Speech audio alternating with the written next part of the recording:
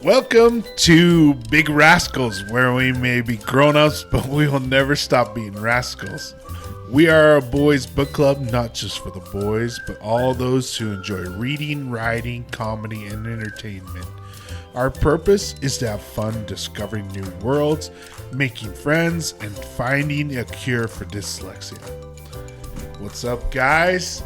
We're back. We got all new equipment. We're recording. We're moving up in the world. Yeah. So, just like everything, there's going to be growing pains with all this new stuff. We're really not used to it, hearing ourselves like an echo, but we'll get used to it sooner or later. We'll get it figured out. But, yeah, it's, I'm Greg. I'm Introduce Jeff. yourselves, guys. And I'm Derek. So, yeah, this is the first time, if you don't know us, that you see us. We're just going to give a little fun fact about ourselves right now. So, Derek, why don't you go first with that? Oh, having me start. Well, I'm terrible at fun facts, but I guess a little fun fact about me is I'm not a musical theater nerd, but back in high school when we watched Les Miserables in my film literature class, my teacher noticed I was mouthing the words of every line in that movie. So she gave me an A right on the spot. I didn't have to do an assignment for that film. So I guess my fun fact is I used to, or maybe still can, sing all of Les Miserables. Not very good, but I got it all memorized. That's awesome. Impressive. We'll have to hear your rendition of "I dreamed a dream in time gone by." Yeah. It's weird singing that as a guy. No, what's weird singing as a guy is "On My Own." That too. That too. And embarrassing. Pretending he's beside me.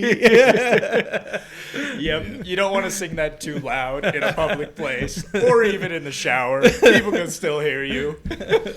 Well, I don't have Les Miserables memorized, but I have Joseph and the Amazing Technicolor Dreamcoat memorized. Yeah. It's a good one. Oh yeah. Oh, yeah. All right, I'll go next. My fun fact is I do a burger review channel called Burger Utah. Yeah, check me out on any social media. It's grown like crazy, just kind of a thing I started, and it's just blowing up. Well, Greg's always done burger reviews. It's just now that he's like posting recording myself. Yeah. So Yeah, is that a fun fact or a shameless plug? that's a plug. And yeah, I'm not gonna sugarcoat it, but yeah, go follow me, Burger Utah. Yeah, it's good. It's good. Yeah. All right, I guess I'll go next. So I'd say my fun fact has to be I have just about explored every corner of Utah. If you guys don't really know, we are all from Utah. But Yeah, more specifically like the less traveled corners. yeah. Not like the touristy spots. No, not particularly touristy, but yeah, literally almost every corner. Like I've spent a lot of time in St. George, spent a bunch of time in the Four Corners area, and the Uintas, of course, and then the lesser known northeastern corner of Utah, where like almost like there's literally nothing, but still a lot of interesting stuff out there, even though it is such a desolate area. But yeah, that's kind of my fun fact. Nice. Mm-hmm. Cool. Yeah, let's get into our top 5. This month, I guess, it's October, so we're going to do our favorite and least favorite Halloween candy. So, Candy? Yeah. Yummy. I'll go first. I'll give my favorites and then my least favorites. Number 5 are the Lifesaver gummies. What? You know, the ones that come in like the little plastic tray. Those are great. Oh, yeah. I don't know if they have that I wasn't plastic tray expecting anymore. those. Well, I'm old, so Well, I remember when they came in the plastic trays. Oh yeah, those were great. Probably a choking hazard now.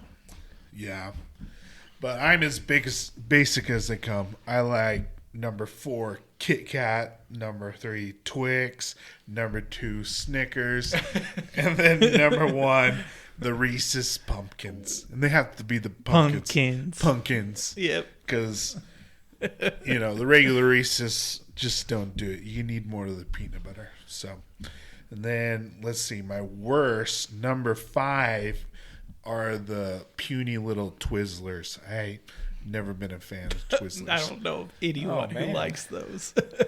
I guess I gotta admit I like them. They're not my favorite, Derek, but I'm not gonna you are dog not on anyone. them. You're not just anyone. Yeah. To each their own. But I think my next ones we all can agree on. Number 4, Dum Dums or hard candy. Dum Dums are okay, but they're just like, come on, give us something better, Dum Dum. It's in the name. You want gum gum? I'd rather have like a Tootsie Pop or a Blow Pop. Oh, yeah. Those are way better. Mm-hmm. And then regular M&Ms, number 3, or like anything dark chocolate, really. Mm-hmm. Regular M&Ms has got to be one of the worst candies out there. I don't know. I figure that they're just so boring and. Oh, I like them. I just hate pouring them down and losing them. Yeah. I love peanut M&Ms or peanut butter M&Ms, but regular M&Ms are just boring to me. But number 2, candy corn. Yeah, it's just horrible. But number 1, Smarties or the Necco wafers. Wait, you hate those? Yeah, they're horrible. Well, not the Necco wafers. I get that, but Smarties? It's just I don't like chalky. They taste okay, but yeah, not my favorite. That's too bad. Jeff, I like Smarties. All right. I actually brought a visual aid. I like to eat what I talk about. And so, I'll start with the top 5 favorites. And I think this is mostly like growing up because I'd say nowadays I hardly eat any candy. Like most of the time I only drink like soda. If I want something sweet, it's either going to be like a Little Debbie snack or a soda. I feel like, I'm so old. I barely, even think about candy anymore. But or when Krispy Kreme donuts. Little, yeah, exactly. Krispy Kreme donuts. The like those mini Musketeers that you, There you go. One for each. Musketeer is a favorite. Yeah, thanks, Jim. These things. It's just pure nougat, but. You have to eat off every bit of chocolate, and then you're left with like a ball of nougat. You like to make it nude. They used to be Neapolitan. Strawberry vanilla chocolate flavored. Were they? You're making that up. I don't believe you. I think it was like around World War II is when they changed it. I don't believe you. I promise it's a fact. I'm looking it up. But Three Musketeers classic. And then, of course, candy corn. Love a good. Wait, you like candy corn? I've learned I just love marshmallows. And literally nougat and candy corn are literally just marshmallows. And you just criticized me for liking the Twizzlers. I can't believe you. Yeah. Okay. I love candy corn. Number 1, it's in the name. Dang it. Three Musketeers. I guess you have a point. The original candy bars original format, which consists of 3 separate bars of flavored nougat. 1 chocolate, 1 strawberry, 1 vanilla. Hey, look at me. I'm Greg. I can look up I'm so stuff smart. on Google. Get those out of here. Candy corn. You're making a mess. My goodness. So you got to take with the candy corn. You have to eat in each individual section. So, Are they different flavors? No, but you still feel good about it. Have you seen people that And again, put them together and it actually makes a corn cob? Yeah, I've seen that. Oh, yeah. It doesn't make it more appetizing. No. Could you imagine though having just like a corn cob of candy corn? That'd be fun to eat. That would be pretty crazy. All right, where are course. we at? I got distracted. Now I got Airheads. Remember Those are like, actually good. when I was Man. little. How are we even related? So Oh, man, I love Airheads. They're you- okay. and I learned like a way to you have to like flick them and Make it a ball? makes like a thick ball of Airhead. Yeah, I'm pretty sure I pretty taught awesome. you that. But I mean Airheads. I mean literally just tongue destroyer, tooth destroyer. These things you just. I mean, you go to the dentist the next day and you're gonna have cavities just from eating one. That's true. Not supposed to have them with braces. And then those pixie sticks. Speaking of This is the dollar store version of them, but The only thing you can do with those is snort them. No, the best thing to do with those is you get some red vines and you fill them up with the pixie stick. hey, that's not bad. Yeah. Pixie 10 out of 10 sticks, would though. recommend. Holy cow! You get one of these. I think I would usually eat them as like I got them when I was trick or treating, and then of course one of the Fruities. tops, fruities. These things. Fruity. I like fruities because those would be the ones people would leave out when they weren't home, and then you could steal the whole bowl.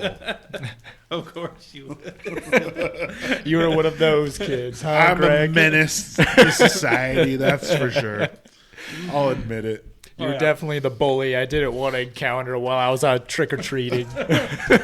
I did chase some kids with weed man. whackers. Oh, man. We didn't have like actual like string in it. It was just for the sound, just to scare them. But that was pretty fun. Yeah, no, I was a kid that was like at 8 years old because I was so tall. Like when I was at a young age, people were like, "Oh, why are you still trick or treating?" And, Like 8 and years old. Even Leave me alone. 8 years later, when he was 16, he was still trick or treating. Yeah. Free But the- candy. the I'd rather have fruities- kids out there trick or treating than like smashing pumpkins and You still smash wrecking pumpkins, havoc. Well, yeah, there's worse things you can do on a Halloween night. Oh yeah. But the fruities are better than the fruit flavored Tootsie Rolls. So Yeah. Well, and I'm just the no. small Have you little had the package. vanilla Tootsie Fantastic. Roll? That have you had that recently? Not I really. forgot how good they are. Oh yeah. They're so good. Okay. They are surprisingly good. But that's my top 5. Top or least favorite. I don't even know what your least favorite is. You've got all my least favorites in your top 5. The least favorite's gotta be like anything with coconut. I hated like Mounds and Almond Joys. I love those. Oh, see, Now I'm I with do. Jeff on this one. I hate coconut. Oh, so good. I would usually give away like half my candy because it was like half the time Almond Joys. Yeah, to our dad.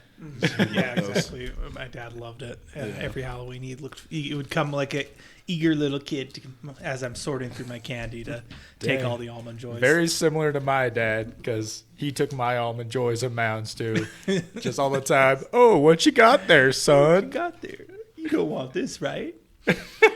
And then like Necco wafers. Not a fan of those. I do like Smarties, but not the wafers. And then, oh gosh, what's it called? Like Sixlets and Whoopers.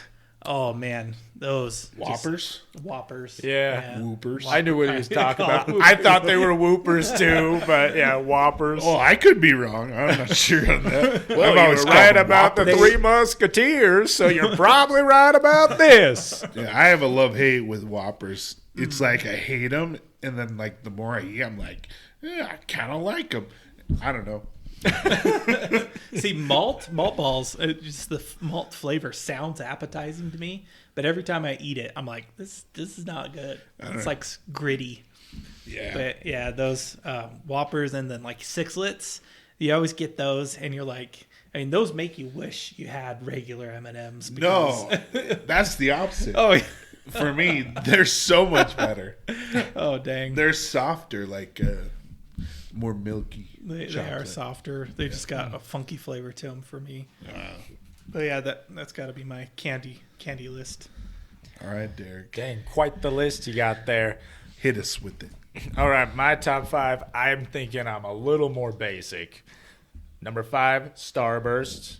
And if I have Solid. to rate a flavor of which one of those Starbursts are, pink is the best. And then number 4, Kit Kats. Number 3, Milky Way. Number 2, I had a hard time deciding for number 2, but it's probably Three Musketeers as well.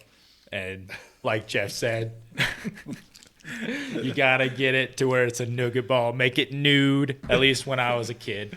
And then Reese's for me is number 1. Yeah. And like you said, with the pumpkins, you got to have all that peanut butter to sink your teeth into. Yeah, I mean, you got like the Reese's eggs, the Christmas trees. Those are where Oh, it's wait. I got to rescind my number 2. Actually, I just remembered this. Did you guys ever have Charleston Chews? at. Oh, yeah. Yeah, Charleston Chews. Vanilla or chocolate, not the strawberry. Super underrated candy. I agree. I Those get are those so on good. gas stations all the time on road trips. Oh yeah, They Yeah. still slap. that's another cavity candy. I mean, That's true. That, Yeah. You're like you're picking Charleston Chew out of your teeth for days. That's true. And then my least favorite, Necco wafers. But I do like Smarties as well, just to echo Jeff there. And then, sorry, I'm blanking here.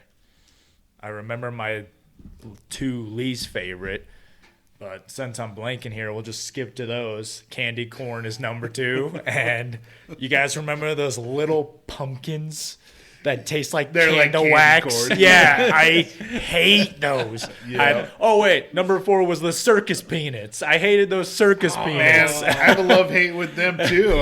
I kind of like them. And number 3 was Snickers. I am not a nuts in chocolate kind of guy. I do not like Snickers. Snickers Mr. Goodbar? might be the best candy. Yeah, I did not like Yeah. Mr. Goodbar. No. Mr. Bad Bar is more like it. You like Crackle with the crunchy rice? Yeah, the rice is different than from the almonds because it's tiny. Yeah, no, I love nuts.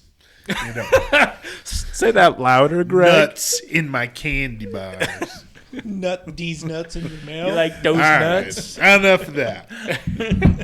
Yeah. Hey, let us know what your favorite candy is for Halloween. Yeah, tell us if we're crazy for liking what we like or hating what we hate. Let's see those Whopper defenders in there.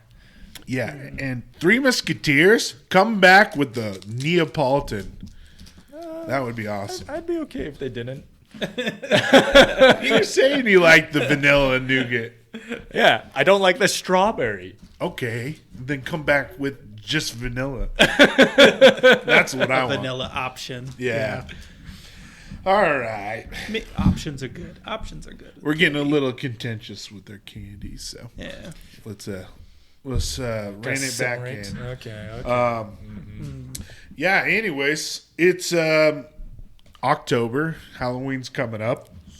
I think Derek made a perfect choice on our book that we were going to read and talk about. I Am Legend by Richard Matheson. Yeah, Derek, why don't you take us into that? Yeah, terrific book. I believe it was written in 1954. You can correct me on that. But this book kind of set the genre on its course for zombie apocalypses, which is funny because they're not zombies in the book. Oh, man. They're vampires, but they Which do act kind of technically- like zombies. Undead, right? That's true. Yeah. Vampires were considered undead. And I did read, or listen, I should say, to Dracula before we did this, which actually kind of enhanced this book for me since the character goes through all the things that Dracula's weak to. But that's me getting a little off topic. To summarize the book, it's basically that genre of the last man on the earth and showing the effects of the character Robert Neville on his psyche of being the only one left. And you basically follow him for, 3 years, kind of, throughout this book, on how he goes from somewhat sane to nearly insane to justifying travesties to Slow doing descent anything into to madness. the slow descent into madness and doing anything for companionship, while at the same time being the biggest stumbling block for his companionship. It's really good, and it's a pretty bleak book. And so if you struggle with depression or anything like that, you might not want to read this yet. And if you read this in 2020 during a pandemic, it does make things seem a lot scarier. Yeah. Yeah, it is a dark story, but it's so cool. It's so cool. Wonderfully written, the way Mathis writes about how flimsy Robert Neville's like sanity gets the more you read, as you see him just like sway into different territories. And the audiobook does who's the narrator for that? He does an excellent job of just changing his voice, making it sound like Western Almost, or just kind of goofy when he's just talking to myself and like talking to himself. Almost hysterical. Yeah, almost sometimes. hysterical. Or he's just like, vampire. Yeah. Oh, poor vampire. Just wants some blood. I think it's Robertson Dean. So that's at least Google search. So yeah, great job for sure. That's it's one I listen to every year around Halloween. It's just like a staple, I feel like, in the genre. Oh yeah. And great low commitment read, only about 5 hours, little over. Yeah. And I believe as a book, it's around 200 pages, a little bit more. So it's not a high commitment. It is a little bit of a slow burn. Mm-hmm. It's not action packed all the time. And that's, I guess that's where we can lead into going into the movies. There's 3 films made off of this, but I believe we've only seen 2 of them. 3 of them? I believe Last Man on Earth is based off of I Am Legend. Is it? Dang. Yeah, but I've never seen that, so I can't say anything on it. Oh, is that... Wait. TV series? Last Man on Earth? I don't know. When I was just doing a little bit of research before this episode, a lot of them mentioned how there were 3 adaptations, but the Omega Man in the 70s, and of course Will Smith's I Am Legend. That's pretty much the big reason people know that this book exists. This looks like super old film. Yeah, it's probably black and white. Okay. Interesting. Yeah, I've only heard of Omega Man and, of course, the Will Smith I Am Legend. So. Yeah, and sadly, at least with the 2 that we've seen, they can never seem to get this book right for a film adaptation. I'm wondering if they even read the book. It's very loose. It's definitely a condition of Hollywood to. I mean, you look at the book, right? Like you said, Derek. It's a slow burn. Mm-hmm. Most of the book is literally just going through Robert Neville's psyche. Yeah, there's nothing really exciting about him. Like you don't really know much of who he was, but he wasn't a doctor. Like in Omega Man and Will Smith I Am Legend, they both are doctors. They both are medical professionals looking for a cure. And it seems like, obviously Hollywood doesn't want to make a movie where a guy's just sitting around stewing and thinking about women. And well, that's what makes it so captivating, because he's a regular guy. And of course you think, well, if I was alone for 8 months, what would I be going through? Yeah. And a lot of the science he goes through in the book is because, well, he's got nothing better to do. Yeah, exactly. Like, he's the last man on Earth, and he needs to find some purpose. And when he starts getting headway on the explanations of why they hate garlic, why they don't like the cross, why they don't like sunlight, he just immerses himself in it, because I think that is just a coping mechanism that so many people have. Yeah.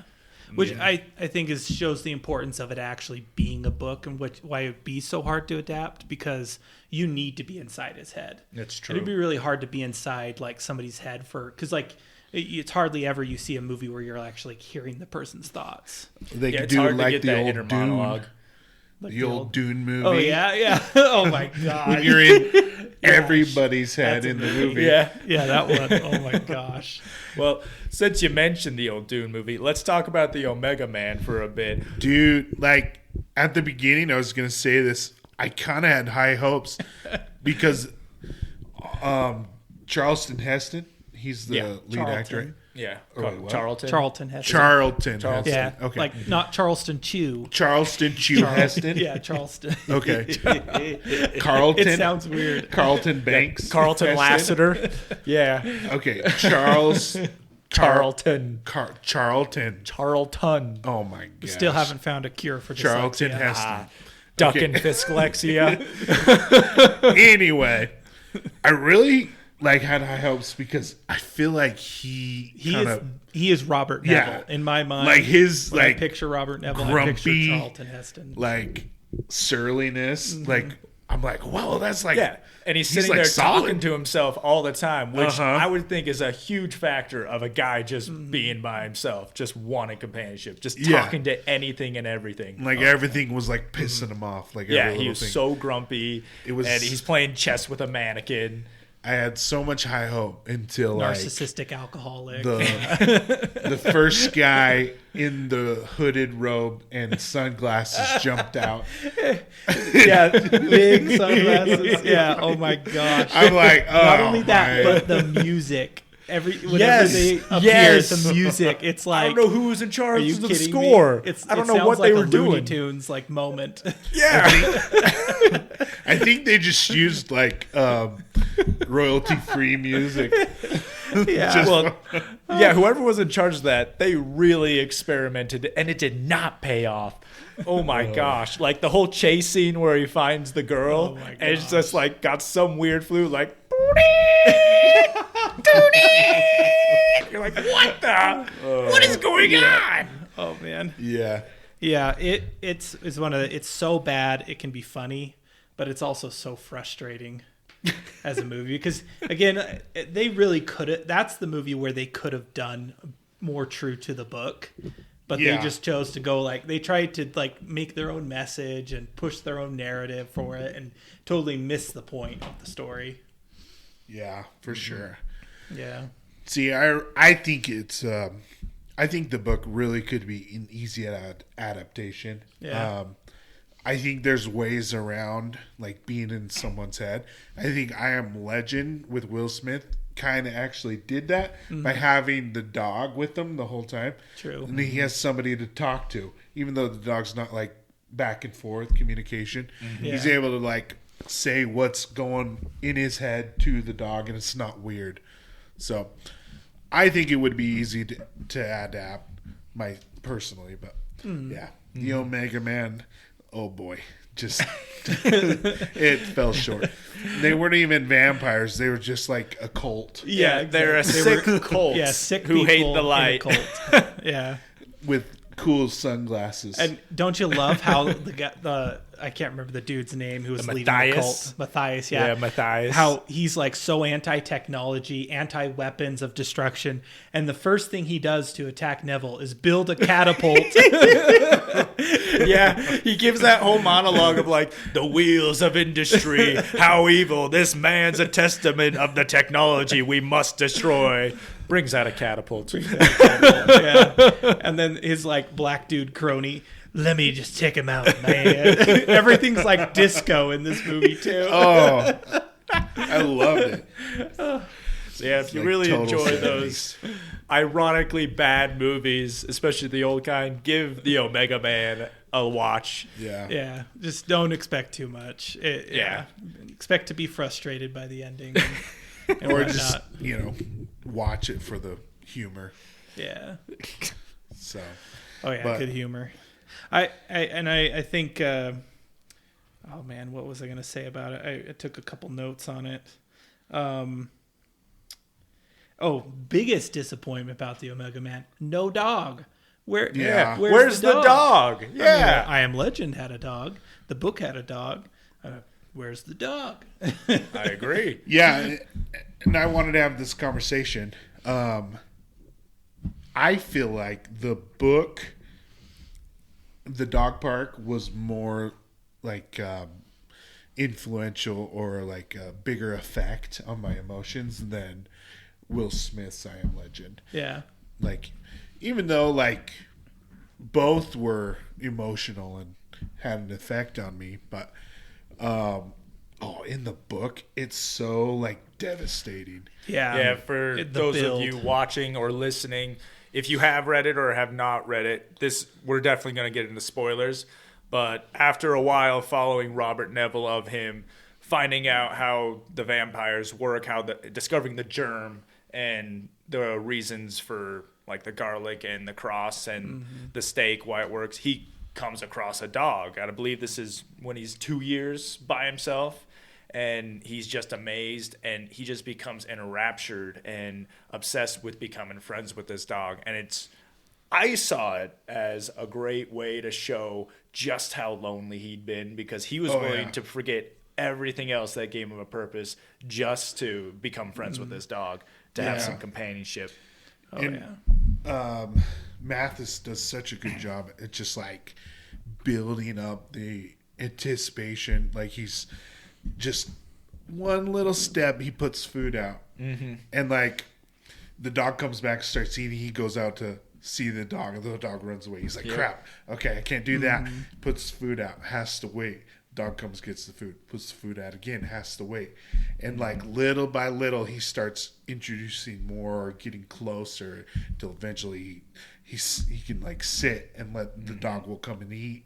And like the whole time he's just like, I just want to help you. I can see you're injured. I just want to love you. Take the dog in and care for it. Yeah. And it's that anticipation. And again, kind of not a high action like sequence, but it's emotional, right? Like that's really kind of the emphasis of the book. There's nothing really high action except for one moment. Except for like the best part ever. I would say there's 2 points of action, because one thing I love about this book is I really enjoy books that are able to do so much with so little. Like we mentioned, it's a 5-hour audiobook. It's about a little over 200 pages, and yet so much happens. You don't feel a lot of shaded emotion. Or like you're missing anything at all. Like we said, it's a slow burn, but you don't feel like any of that time is wasted. And like the first action part is where he's just out, he's figuring stuff out. He looks at his watch, he's like, I got plenty of time. And then he checks it again, it's the same time.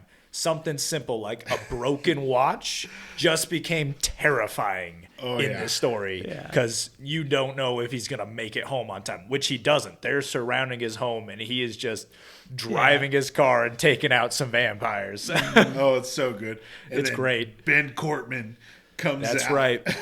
Ben Cortman, his old neighbor, who's just always outside, tell him to come on out, Neville. Come out, Neville. Neville. Oh, man. He just doggedly wants to have Neville for himself. It's crazy good. Eat him up. I remember the first time I read that, I was like white knuckled, just like, oh my gosh. I remember first listening it with you when we were carpooling to work at a job, and I remember hearing that, just being like, oh shoot, what is he going to do? And it's so nice when a writer is able to manipulate your emotions like in a good way. Like you actually fear for the characters. You're not like thinking, oh, some Deus Ex Machina is going to kick in anytime. Yeah. And that really is the power of the book, because like I said, it doesn't have a ton of action, but like he's able to still manipulate those emotions. Like with the dog, moment after moment with the dog builds your emotion around the dog. And then this whole scene, like, when he goes to visit his wife's grave, and like then everything kind of sequences in together, and you're just like, oh my gosh, what's happening? What's going to happen next? Yeah. But yeah, that part's so cool. He's just like, comes up with the plan. He's like, oh, I'm going to drive slow and bring them with me, and then turn around, and then he does that, and Ben Cortman's there waiting for him, which is awesome. And he forgets his freaking keys in the car. So stressful too. Oh, that part. Oh man, and he has to let the car just get destroyed. Oh, you feel so bad for him too, because you're like, man, what's he gonna do now? He's like, the keys. Yeah. Yeah. But the thing I love is he makes it in. You know, he fights tooth and nail and gets in. And then he just gets so, like, angry and pissed off. Then he's like, just goes back out and starts fighting them again, starts shooting them. Shoots them. It's so good. Oh, yeah. Yeah, and that's kind of a precursor to, like, the rest of the book, how, like, you know, he's totally dwindling, always asking, what's the point of living? Why do I do this? And, you know, a moment like that is like, oh, they can have me for all I care. And he just comes out guns a-blazing. But then he obviously comes to his senses and retreats back in. And he's constantly, like, alone in his house just trying to fight the thoughts of despair and lack of purpose and loneliness and insanity. Well, and that's kind of one of the raw parts of the book is it really, it dwells on suicide, on like temptation, like unclean thoughts. Like that's not something you really, picture. Like I think Omega Man has a moment where he tears down a poster, like a risque poster, and then Will Smith, I think the one thing he does is he kind of like lusts after a mannequin that in like the movie store. Like he gets kind of attracted to her, but it doesn't really like delve deeply into the fact of a man alone, you know, is going to struggle with that kind of aspect, right?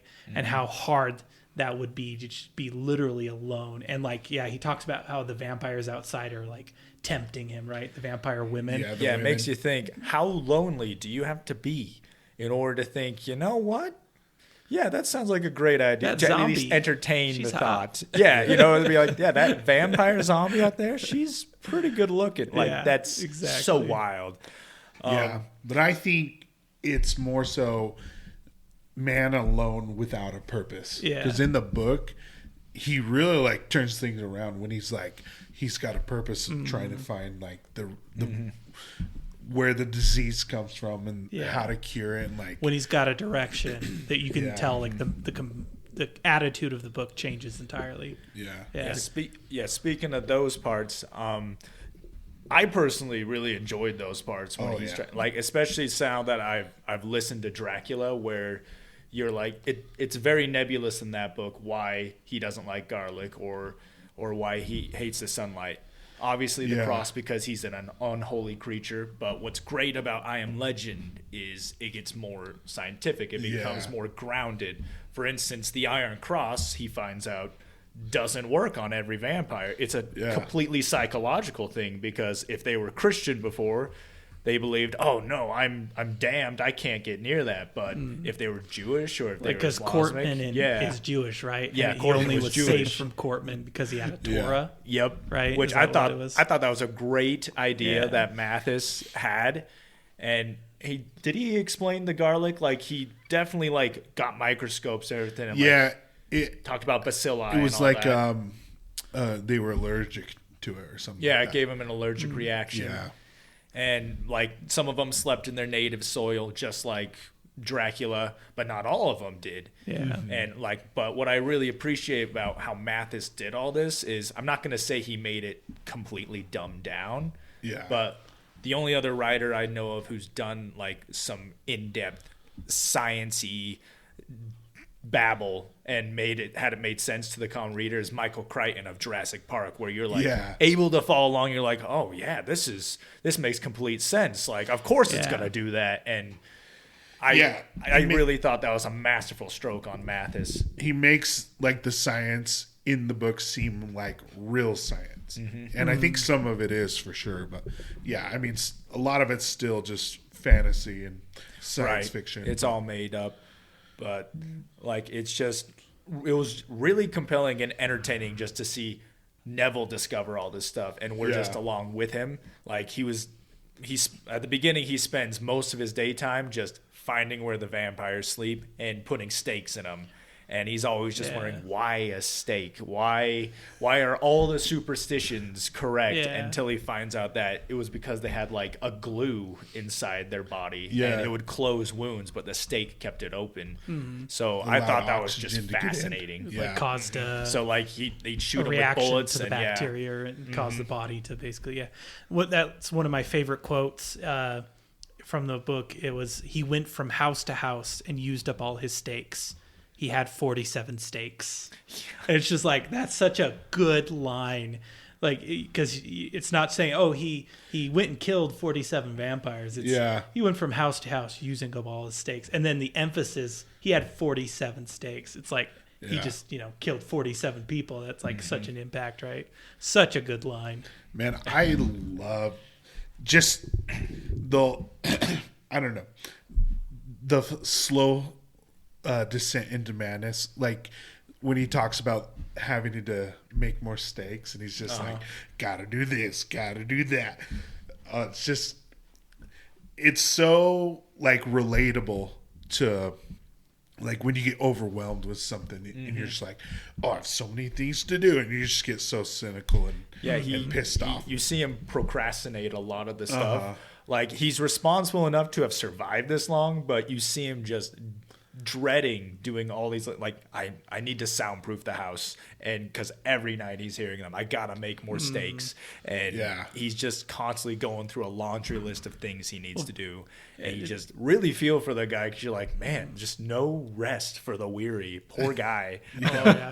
Well, it even emphasizes, I mean, just can you imagine how tiring that would be on your sanity to basically going from house to house every single day. And again, 47 people in one day, right? And staking, 47 people a day about, and then, that's men, women, and potentially children, right? I think even the book kind of alludes to like that there are children vampires or something like that. So it's like, that breaking down your sanity, and then you can imagine like once he found a purpose in like studying the vampire stuff, how much that would change, and like, I don't necessarily might not have to go around staking them, and doing that. I can maybe change my methods, kind of thing. Which he eventually does when he like brings one out to the sunlight, and he's just like all this time I could have not been making steaks. I could have just been doing this. Well, he finds out he just needed to cut them deep enough so they didn't seal their wounds. But and doing that is part of another part where you see his mind just teeter, because he's always kind of justifying what he's doing. He's always saying like, is this right? Like, how funny your morals change when it's up to survival. Like, your moral compass is just no longer a thing when you just need to survive, and that's pretty crazy. Which comes to a second point I wanted to cover. Like, yes, this is a vampire book, but I feel like the vampires take a backseat to the scariest thing in this book, which is obviously being alone. But another scary thing was how it all started, and how the government had all its regulations and all in the name of keeping people safe. And, I told myself this was fiction, but not to sound too political, but what happened during COVID? A lot of mandates happened, a lot of things closed down, and you're just thinking, man, the government's so inadequate in these kind of things. Like, it's terrifying to put your trust in their hands, and that was terrifying to me. There's one thing you can always count on, and that's the government messing things up. Yes. Exactly, yeah. The example I like to use is like in the, I think it was actually in the 70s, or maybe it was the 60s, the Fish and Wildlife Administration took a bunch of fish out west that weren't native and put them in all the streams to like, basically diversify the environment and do all this for the hunting and fishing scene. Of course, nowadays we're like, crap, all those invasive fish are killing all of the native fish and ruining our water sources. Yeah, and it's like the carp, thank you, government. Here in Utah, there's like a overpopulation of carp, which is not a native fish. They introduced it, and they kill the Utah sucker, which is a native fish that actually like cleans the water. And so we have a lake called Utah Lake that is struggling to be clean, and it gets algae every year. And it's because of the carp. And again, like back in the 70s, they're like, everything the government was doing was saying, oh, this is a good idea. And it's like, maybe we shouldn't let them manage everything, especially, when it comes to like, our personal lives and like something like, creating quarantines and whatnot for things like that. And I mean, I will say, I do love the sequence, or how the book doesn't tell you everything that happened before the story, but it gives you kind of little moments where, you know, he talks about there were bombings, there was a war, right? And then they dropped the bombs, and then there were dust storms, and there were insects and mosquitoes, right? Yeah. And he said big insects, right? Mutated insects. And then, you know, eventually the disease started showing up. And and again, genius kind of way of making it seem real, right? Because then you have the sequence of like, oh yeah, that maybe could happen, because then you'd have like mutation from the bombs and would cause dust storms. And basically, like, the idea is like this vampire disease has always existed, but it was what happened from the wars and the bombs and the insects that kind of led it to spreading a lot more, right? Yeah. Yeah, and that's I guess one of the parts that I guess I'm most critical of are the flashbacks. Were a little more on the boring side. Like even though it's a slow burn, I'm entertained the whole time, even when we're in his head and he's like, are you saying you wanted Frackle. more from the flashbacks, or just the just story less in general? flashbacks? shorter. Yeah. Like, I don't know. My interest wasn't in like what caused or like what happened. I don't know. I just wanted like the story of like Robert. You wanted to see Robert progress and see what would end up with him. Well, I guess that's a preference thing, because there's a lot of people out there. Like, I wanted to know how it all started and why it works the way. Like, a lot of people like to know the inner machinations of these kind of things and how they work. So that's definitely a personal nitpick, and I can see people agreeing with you on that. Yeah. Yeah.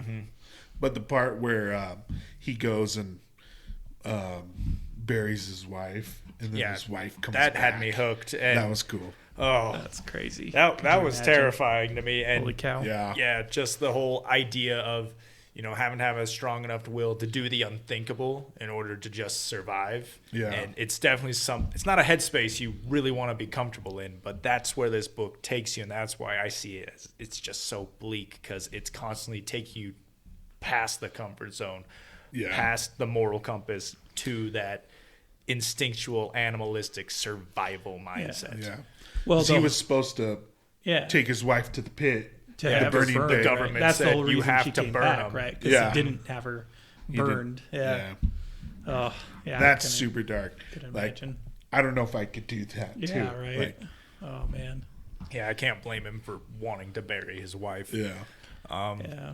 But we did mention the dog and how that just sparks his desire for companionship, which was a great precursor to when he finds another person, when he finds Ruth. When that happened for me, I felt pretty happy for him. You know, he's like a woman in the daylight. Mm-hmm. How could this be? How did you guys feel when you first heard those words? I was feeling very triumphant for Robert Neville there. Yeah. I mean, like we said, like Mathis is just so good at writing. Like he sees her and he doesn't really like register. Yeah. And like he hasn't talked. And so his voice is like all hoarse, and he's just like, Wait. "Hey, Hey. hey, come back!" And then you know, she just runs away in terrifying fear. to her. And it's so good because right before he, you know, finally befriends this dog, and only has like a couple days with the dog where they're actually friends. Like he wins the dog over, and it's just like the part where he talks about the dog finally is like licks him on his hand. And you're just like, oh, that is so sad. And then the dog dies. Oh. His state of mind is at a point where, you know, he's just broken at that point. And so you come to find out later, remember spoilers, that what was her name? Ruth. Yeah. Ruth was sent to infiltrate him, which is such a cool concept. Yeah. And you would think, how would a vampire disguise themselves? It's probably just because his state of mind, he was such at a broken state. When you reread it, you see like all of the points. Like he talks about, he notices all these things with her, like how she won't do certain things, or she didn't like the garlic, right? And then she excuses it away, and he's so broken that he almost is blind to it. Yeah, he's right. just He like, knows I want all companionship. those signs. I'm going to ignore these. Yeah, he's willing to ignore those in order to satisfy his desire for companionship. Yeah. And you do find out later when she leaves the note that she was sent to infiltrate him, but she saw just how, like, she was coming in expecting a monster, because she mentions in her note that her husband died, and she knows Robert killed him. Yeah. Like, which tells you, oh, these vampires, they seem somewhat sentient and knowing in their stupor. They're not called. I guess there are some of them that are mindless kind of vampire zombie things. Yeah, but which Ben most of them Cortman and his gang seem to stay. But Ruth mentions how a lot of them have organized and can be in the daylight for a few hours. Yeah, and it mentions she put on like makeup or a spray tan of some sort to hide her pale skin. And, she came in expecting this monster, and all she found was just this broken man. Like you said, his voice was hoarse because he hasn't been talking to anybody this whole time. And he doesn't know how terrible he sounds. And she just sees, oh, this guy's pathetic. Yeah. And he really is, he's not evil at all. He just wanted to survive. Yeah. And Ruth saw that, but. Well, and that is kind of leads to the big kind of reveal at the end is how the vampires really ended up seeing him as the monster, right?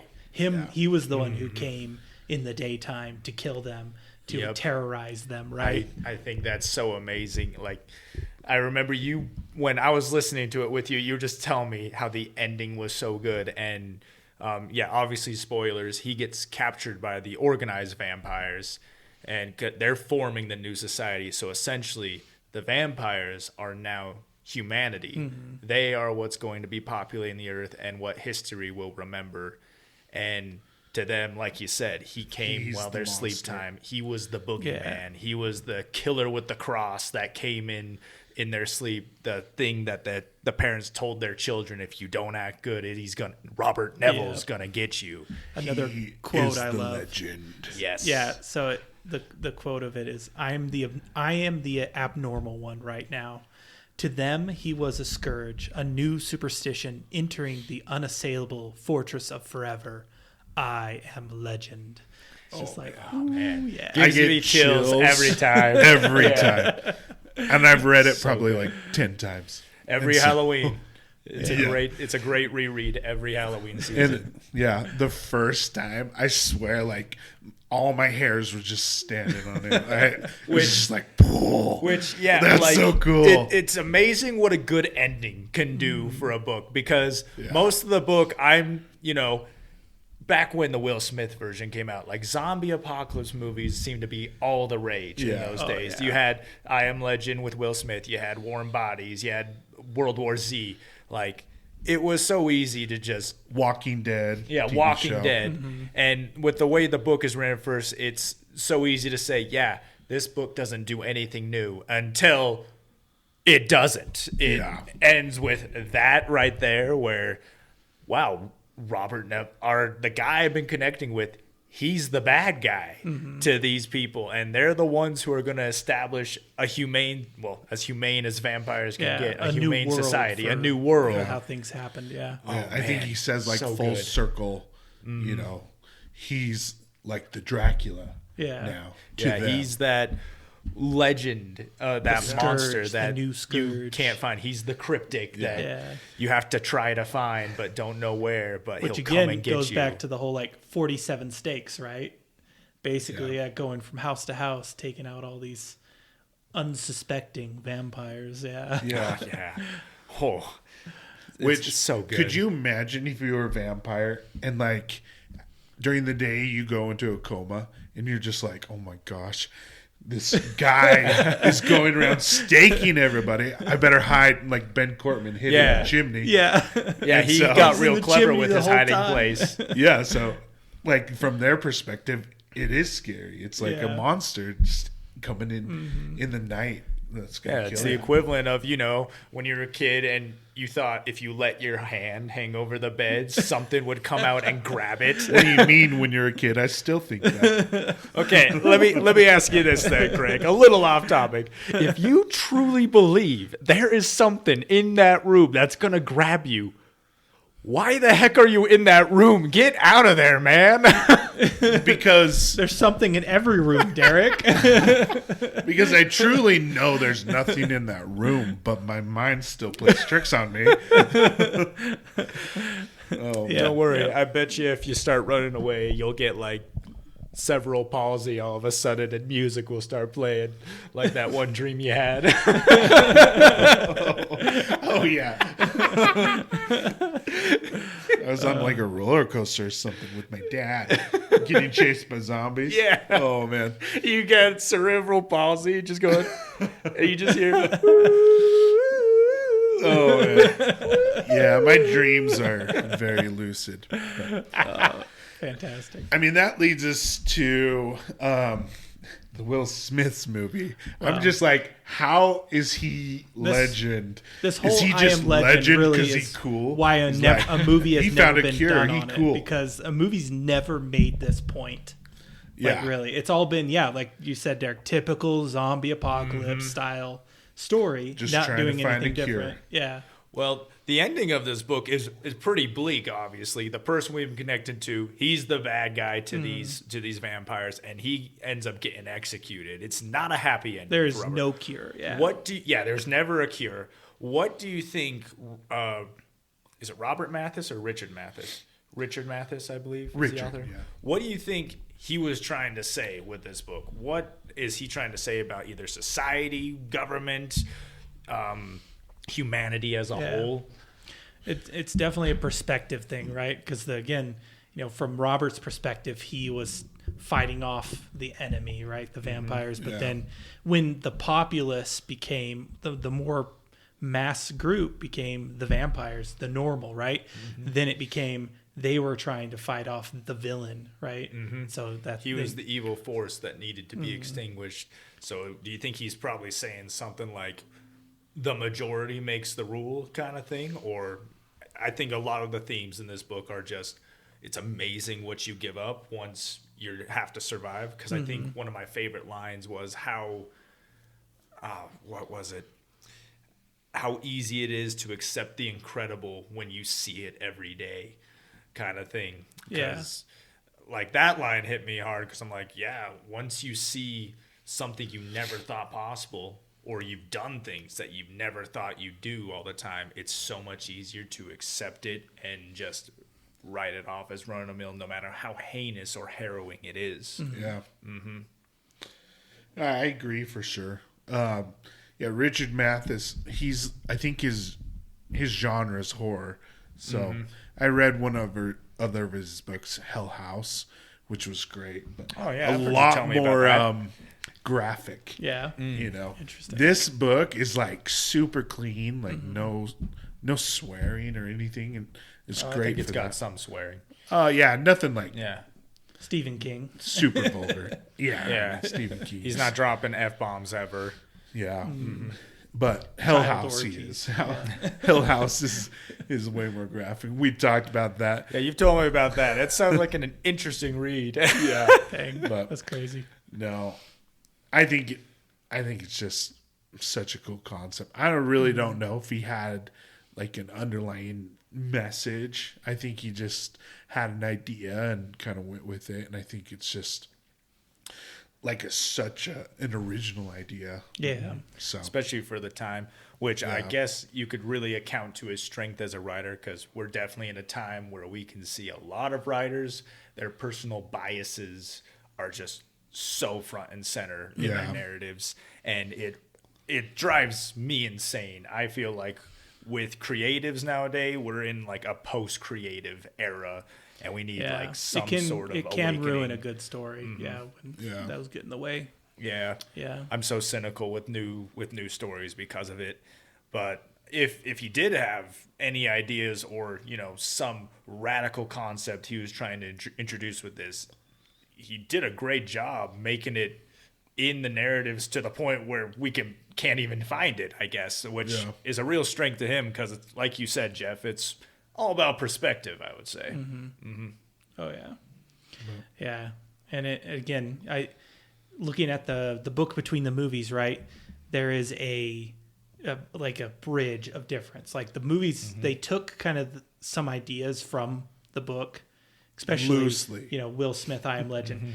To me, it is a completely different story. It is not the book I Am Legend because again, same name character, same, like there's a dog, right? There's a disease, but like the story of Will Smith, I Am Legend is not the same story. It doesn't have the same, except for I'd say the loneliness, which it does a decent job at displaying. Yeah. Yeah. I mean, same with Omega Man. Like they do the isolated, kind of fall into madness, decent, but yeah, like the story, like the vampires in I Am Legend are so ridiculous. They're pretty pretty much sure just like they rabid originally zombies. the CGI for that one ruins it for me. Anyways, it's so bad. But originally they were going to do all practical. You can look up like pictures of the makeup they had. It was so good. Really? It would have been so good. That is 100% I think it was too scary to test audiences or something. I'm not sure, but that's what I heard at least. Money, having a larger amount of people come to the theater to see something is more appealing than making a better movie in a lot of cases, and that's a problem. Which is sad. Yeah. Hollywood, where's your integrity? Let's get back to producing quality. I feel like there's only a few good directors out there, like Christopher Nolan. Depends on who you ask. That was our last podcast discussion, right? Yeah. Dude. Some people, I like him. I do like Christopher Nolan. I think sometimes he can be a little big for his britches, but a lot of his stuff is I'd good. say 80% of his stuff is actually really good with his non-linear approach to storytelling. Dude, I find that pretty fascinating. But I know you're a Zack Snyder fanboy. I am. I like his he's style. A little washed I up. like the direction he was going with DC, but there's things from Zack Snyder I'm just like, eh. Oh, okay. Like Sucker Punch was pretty bad. So you have some sanity. And that's good. Not a complete fanboy. I mean, the more I watch Watchmen, the more I like it. When I first saw it, I was like, that's horrible. But it was way ahead of its time. I agree with you on that. Yeah. Definitely a movie that was able to ask a lot of hard questions. Yeah. But could have been cut down maybe 45 minutes or an hour. A little less nudity maybe. But Yes. I mean, all the slow-mo, you want to get rid of that? You can shave it down. But that's a Zack Snyder staple at this point. I don't think you can get rid of that. Oh, yeah, for sure. Yeah, I definitely agree with you, though. Very few, directors with integrity. And even if, maybe they start out with a good movie, a lot of them tend to go down the path of just going for the money because they get popular from It's that not good about movie. art anymore. It's about that's right. politics and money. Yeah. It's sad. So what you're saying is we need a creative in Hollywood to just go in there and say, it's not about the money. It's about sending a message. Yeah. Hence why Christopher Nolan is the GOAT. Yep. The GOAT. To quote a Christopher Nolan film. Yep. One thing I was going to mention about Omega Man and Charleston Heston. Do you think it's in his contract that he has to be shirtless for a certain amount of time? Yeah, I wouldn't doubt it. And not only that, when he turns on his cameras and the biggest screen is of him. Yep. Yeah, he was wandering shirtless in that movie for a ridiculous amount of time. More than you would think. Yeah. I get Planet of the Apes and why he'd be shirtless in that, but... And it's not like, whoa. Careful. And I have no room to talk, and but it's not like he's some bodybuilder. He doesn't look like Chris Hemsworth, just absolutely chiseled like a Greek god. Maybe back then that was the ideal body, but Well, I had somebody I just say thought it that was so that was funny. his last movie where he looked good. Do you remember the scene where he's running around the building and he's like, well, that's a 3-minute, 40-second mile. I'm like, I think that's physically impossible. He You said did that. not I was run. like, wait a second. Oh, man. I think that's a world record right there. Because I remember Roger Bannister was the first man to break a 4-minute mile. It was like Barely. 3:59. Yeah. Oh my gosh. He's doing it in like slacks. Yeah. Yeah, In a it's just tracksuit. so casually too. Oh my gosh, yeah, that movie. Just the lines. I actually pulled off a couple. I made a couple gifs from it. Like used a screen record to make a couple gifs. Like there's a scene where You got way too much time on your hands, Jeff. it was pretty quick. It's like pretty intuitive on the phone. But the girl that he meets, she ends up getting the jump on him and is holding the gun on him, and she's like. She's like, do you have anything else to say, fathead? And then he's like, my name is Robert. And he turns and she like smacks him with the gun, knocks him out. And she's like, your name is Mud now. It's just like, oh my gosh. Yeah, this movie, it'll have some like one-liners and laughs from it. But yeah, don't expect anything like engaging. Yeah, definitely not the most... I guess high mindset film that's gonna just make you go, whoa. Yeah. Make you have an aha moment. I will say about the Will Smith I Am Legend, like I have, when that movie came out, I hadn't read the book, I hadn't seen Omega Man, but I absolutely loved it. And again, Yeah, like I agree. Bad effects aside, like I enjoyed the story, I enjoyed the passion. Like the message at the end was hopeful. I'm a sucker for a hopeful message, right? Mm-hmm. But I like dark. Yeah, I'm with Jeff here. I love the stories focused around hope, and it can always get better. Hence why I'm such a big Lord of the Rings fan. You know, Sam's speech about how this is such a great world, and you know, so many heroes have already gone through bad things, and there's something in this world worth fighting for. There's some good in this world, Mr. Frodo, and it's worth fighting for. Oh, yeah. I should digress. We could talk for hours on Lord of the Rings, and I don't want to make this about that. That's probably why we won't do Lord of the Rings. I hope Those are we long do someday. You know, that'd be really fun. But you know, there's a lot of Yeah. podcasts out there doing it man. too. So we have some stiff competition. Yeah, but totally. Anyway, you were saying yeah, it's just. it was filled with hope. Yeah, like I said, decent movie, not the same story, right? Completely different story. Good movie. Well, I'd say decent movie. Poor visual effects, totally, which are a huge detriment to it. Because again, I think that's why everyone criticizes it. Mm-hmm. But in general, like, I mean, the moment when the dog dies, right, and Will Smith has that break, right, like that is such a raw, like, visceral moment, and again, goes to the loneliness aspect of things. Totally misses the whole I Am Legend, the title. Like, honestly, the title should be flipped, right? I believe there was an alternate ending if you like went to the bonus content back when DVDs were a thing and you had bonus content to look at. I think there was an alternate ending that kind of drove that point home. It didn't.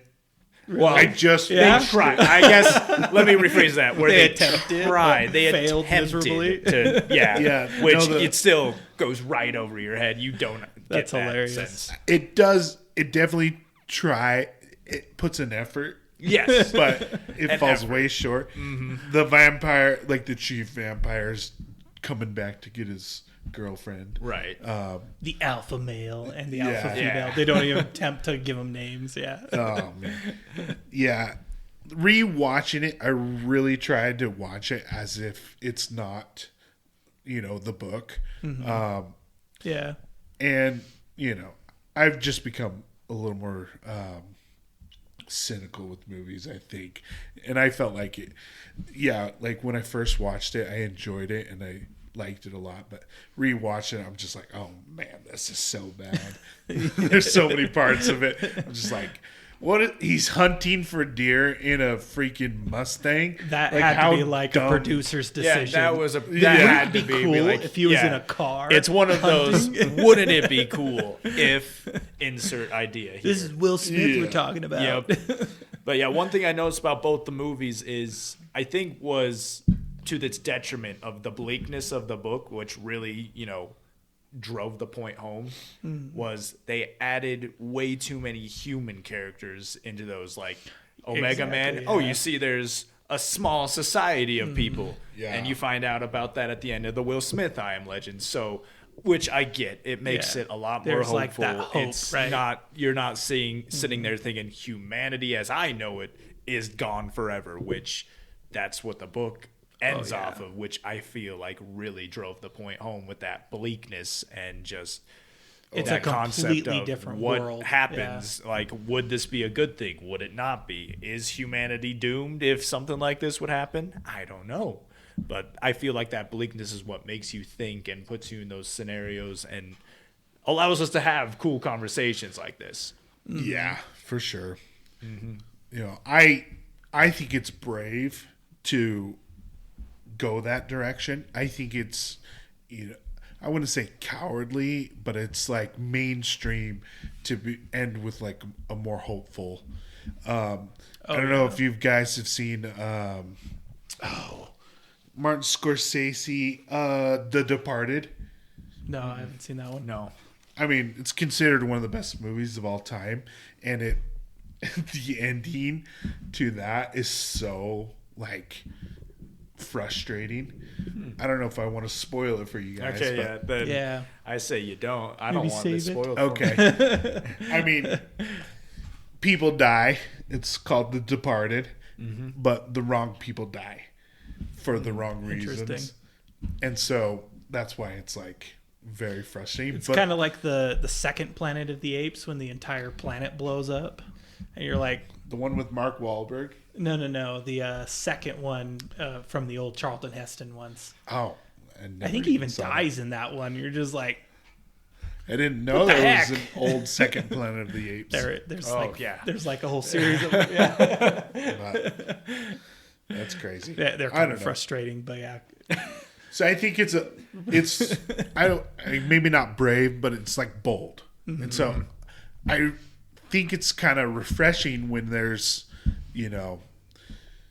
it's not a happy ending. Like Yeah. No Country for Old Men. It's definitely not a popular storyline route to take. But Yeah. I get what you're saying. It's But Yeah, like I the get that. impact you had from this book versus the movie, what's more impactful and more That's true. rememberable? That is true. The Exactly, book yeah. definitely stays with me a lot more because of how hard-hitting that ending is. It's probably the same reason why Of Mice and Men by John Steinbeck hits me so hard, because it's got such a sad ending. And if Yeah. any of you yeah. have read that book, you know what I'm talking about. or seen the play. Oh man, Oh, yeah.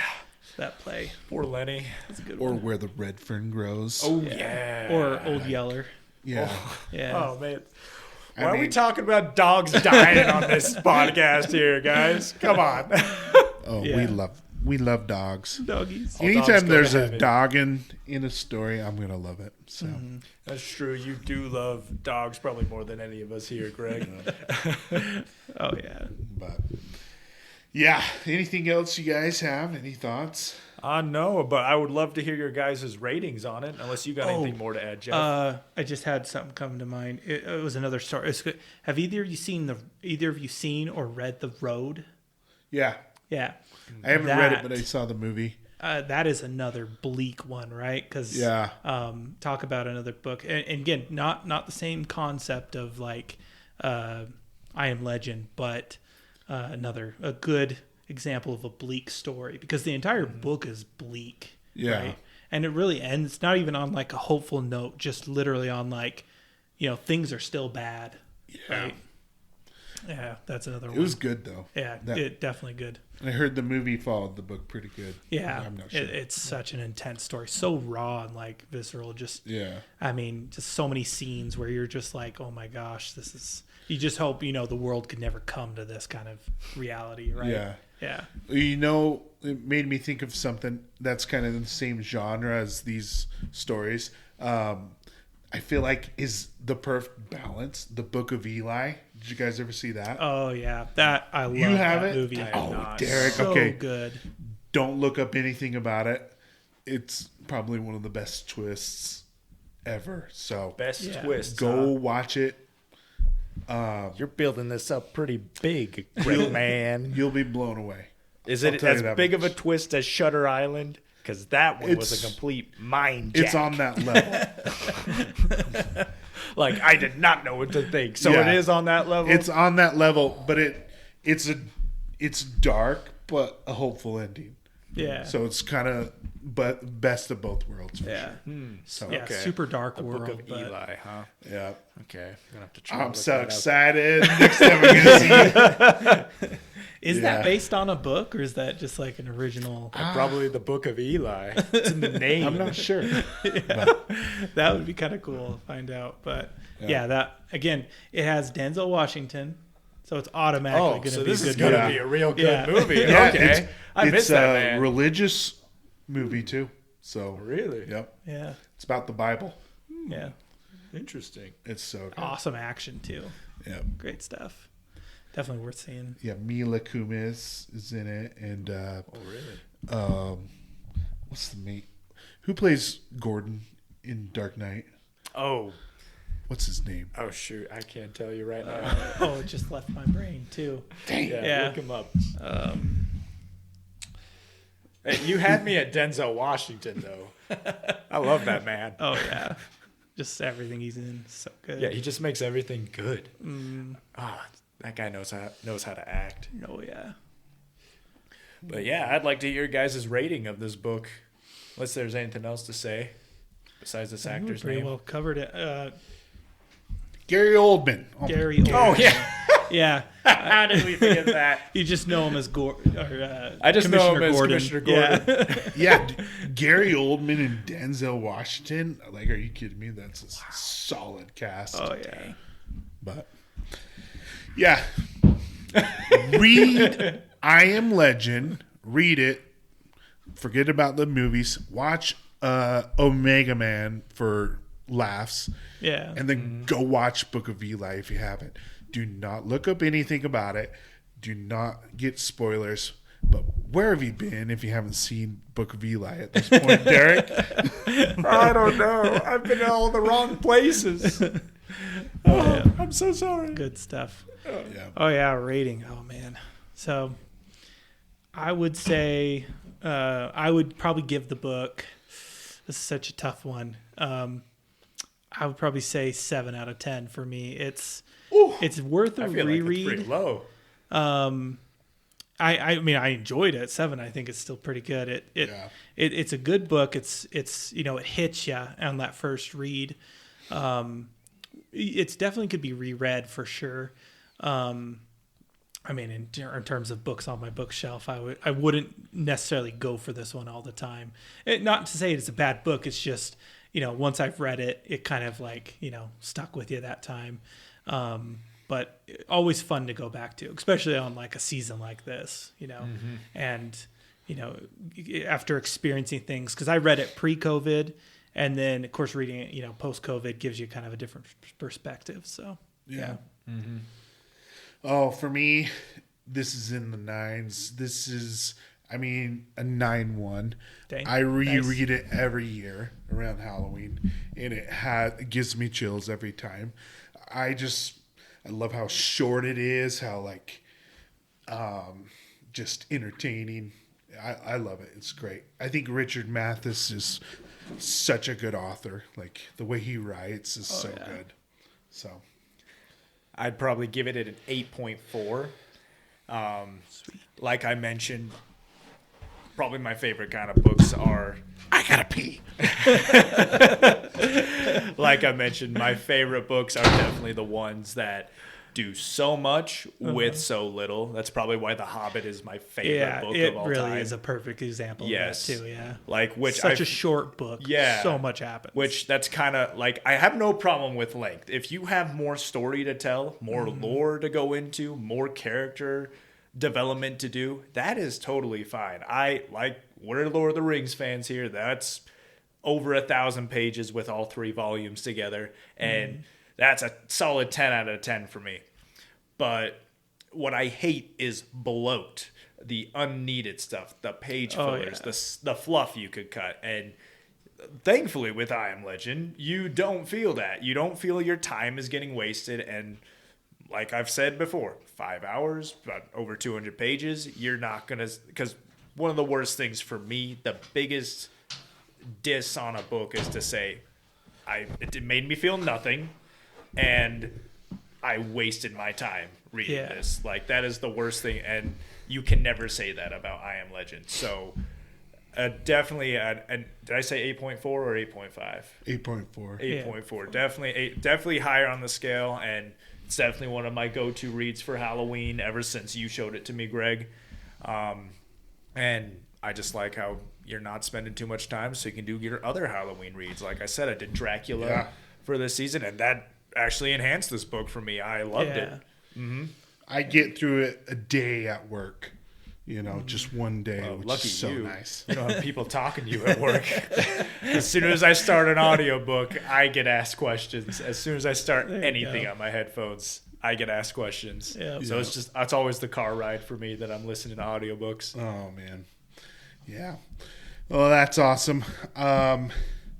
Check out I Am Legend if you haven't. Well, spoilers, too late. So hopefully you've already checked it out. You got to experience, though. You may have heard the spoilers, but experience it. Go on that journey. Mm-hmm. Join Robert in his bleak loneliness and companionship he gets ever so little of. It's it is so worth it. It is a total experience and worth every minute of listening to it, and just again such an easy listen too. Yeah, so for sure. easy. Yeah. So, I guess it's my choice for the next book. What are we reading, Greg? What? I thought about this for a while, and I kind of feel like, I wanted to pick one from my favorite author, Orson Scott Card. Mm-hmm. And I feel like the obvious choice would have been Ender's Game, but I'm like, it's November, like around Thanksgiving. So I feel like one of my favorite book series of his, and Orson Scott Card, if you are listening, what are you doing? What do we need to do to get this series finished? Yes, please. Please. Like, I feel like I know where he's going with this. Okay. So I think we should do the first two. We're going to do Seventh Son and Red Prophet. Good choices.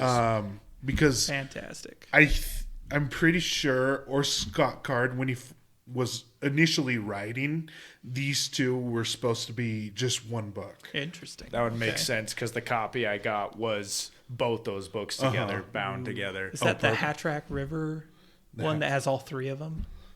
Because I've seen one that has like all 3, the first 3 books all together. But okay, I haven't seen. Interesting. I haven't heard about 2 of them. That's cool. I got it on Amazon. Just the Seventh Son and the Red Prophet. Yeah. That's awesome. Mm-hmm.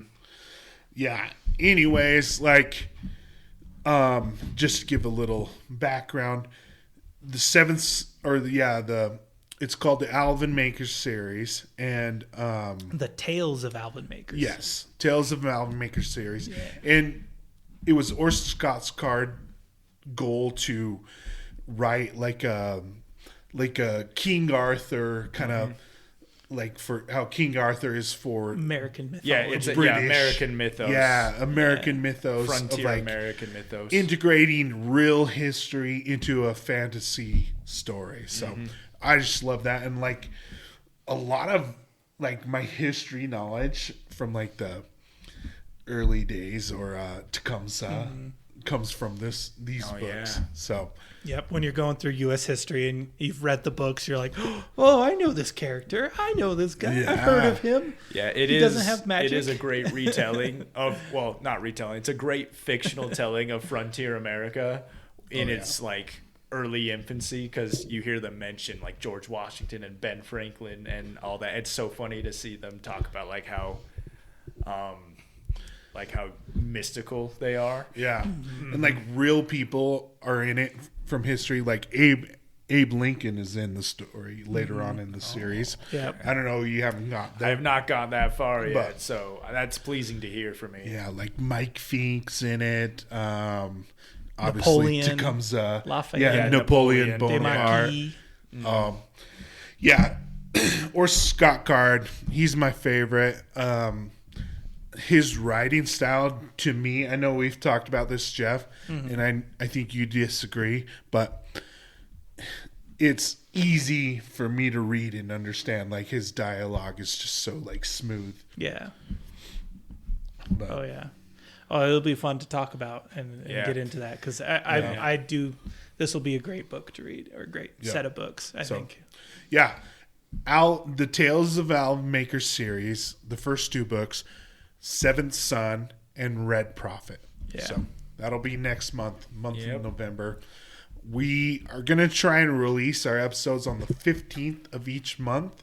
So look for us on any platform, Big Rascals. Like I said before, if you have any suggestions or you want to reach out, or if you're looking to even donate or to our podcast, we're always very grateful for anything. Or if you want to sponsor us or anything like that, you can reach us at our email. It's bigrascals.podcast@gmail.com. So, And for those of you watching, feel free to give this video a like and subscribe. That goes a long way to helping the channel as well. Oh, yeah. Leave in the comments what books you would like us to cover, because we're starting off with books that we really love, but we would love to see what you have. And we can't show our variety as raters of books if we don't do some that we hate or we think we're going to hate and then turn out to love. or hidden eventually. gems that we've never Yeah. heard about. We want those. Yes, Oh, yeah. we want those hidden gems. We are always looking for those hidden gems that no one knows about but needs more appreciation. Yep. Oh yeah. Be a lot of fun. Yeah. We want this to be a club. So Yep. come and join our club. Yeah, be we part want of you the to Big influence Rascals. it. Yep. Please share your nostalgic reads with us. Yep. All right. Well, this has been Big Rascals. Keep reading, keep writing, and stay rascally, my friends. Awesome. Catch y'all later. Bye. See you guys.